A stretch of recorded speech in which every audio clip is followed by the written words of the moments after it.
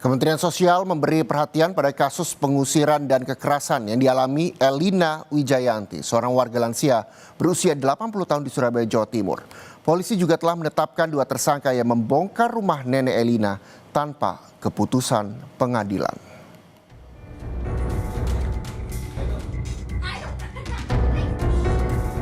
Kasus dugaan pengusiran paksa yang menimpa Elina Wijayanti, seorang lansia berusia 80 tahun di Surabaya, Jawa Timur, terus menjadi perhatian publik.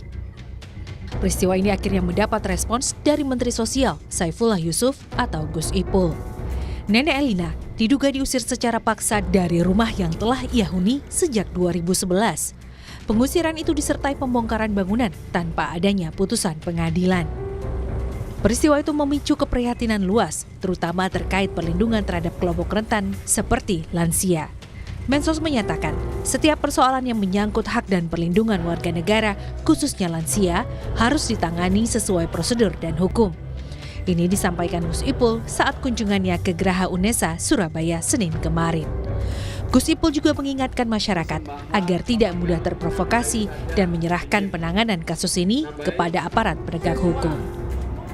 Mari lansia, anak-anak, penyandang disabilitas itu adalah kelompok-kelompok rentan yang kita lindungi. Harus kita fasilitasi, kita berikan perlindungan. Kalau memang ada masalah, selesaikan dengan baik, ya, supaya orang tua kita, kelompok-kelompok rentan ini benar-benar bisa memperoleh hak. Sementara itu, penanganan kasus nenek Elina di tingkat kepolisian terus berjalan. Polisi telah menetapkan 2 tersangka atas kasus pengusiran dan kekerasan. Salah satunya adalah Samuel Adi Kristanto yang diduga menjadi dalang pembongkaran paksa rumah nenek Elina. 1 tersangka berinisial MY masih dalam proses pencarian.